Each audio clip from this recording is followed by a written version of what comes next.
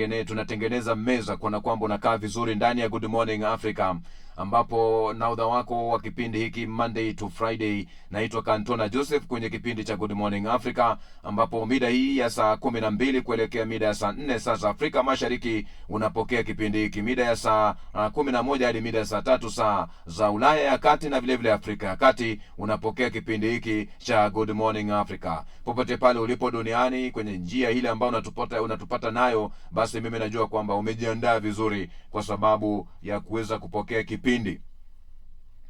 Mwisho wa maisha yako utakumbukwa kwa vitu viwili pekee duniani hapa hivi, msikilizaji. Utakumbukwa kwa vitu viwili. Utakumbukwa kwa matatizo uliyosababisha, na vile vile utakumbukwa, kama sio matatizo ulisababisha, basi utakumbukwa kwa matatizo uliyotatua. Ni maamuzi yako ukumbuke kwa yapi. Ndio kitu ambacho namna hiyo mimi ninakuuliza asubuhi ya namna hii. Unaamua uweze kukumbuka kwa lipi? Wakati msiba unaweza kuwa chanzo cha uchungu na majonzi kwako, msiba huo unaweza kuwa mwanzo wa kupatana na kuanza kuzungumza kwa ndugu au marafiki mliokuwa kwenye ugomvi kwa muda mrefu. Kichungu kwako achema kwa mwingine. Life is how you see things. Maisha haya ni vile unavyoona. Ni vile unavyoona.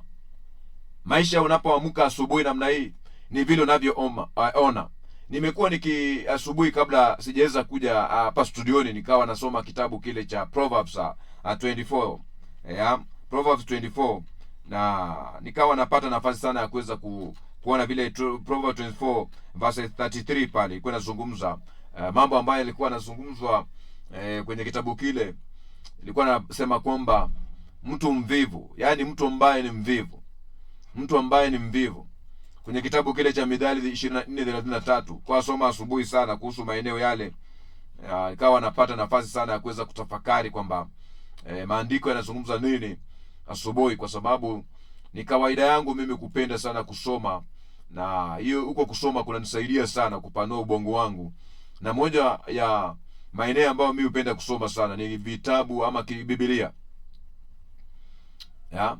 Bado kulala kidogo. Mithali 24:33 nazungumza bado kulala kidogo, kusinzia kidogo, bado kukunja mikono upate usingizi.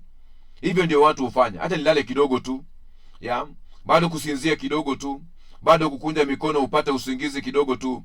Hivyo umaskini wako huja kama mnyang'anyi, na uhitaji wako kama mtu mwenye silaha. Umaskini wewe unakuja kama mtu wa kupiga ngeta, mwivi. Na unaanza namna gani? Si ati wewe mtu anatoka nje, hapana. Bado kulala kidogo tu. Unasema acha nilale kidogo tu. Wacha nisinzie kidogo tu. Wacha nikunje mikono yangu kidogo tu. Acha nilale kidogo tu.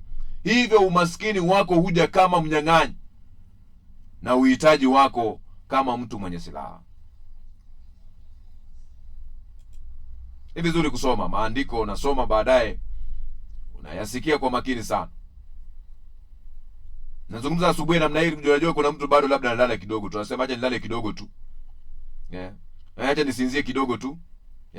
Acha nipate ka usingizi kidogo tu. Umekuwa na hicho kitanda masaa 8. Umekuwa na hiyo godoro masaa 8. Bado uko ndani ya blanketi, unasema acha nilale kidogo tu. Acha nilale kidogo tu. Umaskini unapiga kama jambazi. Na jambazi hilo halitoki nje, liko tu ndani yako. Sasa bwana, wacha nilale kidogo tu. Wacha nisinzie kidogo tu. Wacha kidogo tu.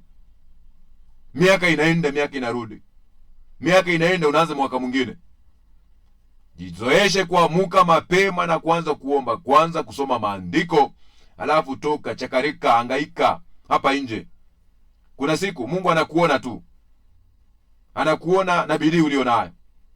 Atafungua milango wakati ambapo ni wa Bwana. Kumbuka, wakati na bahati huwapata wote. Fursa ni mfano wa chai moto. Wewe ukisubiria ipoe, kuna wanao kunywa ikiwa moto. Good morning.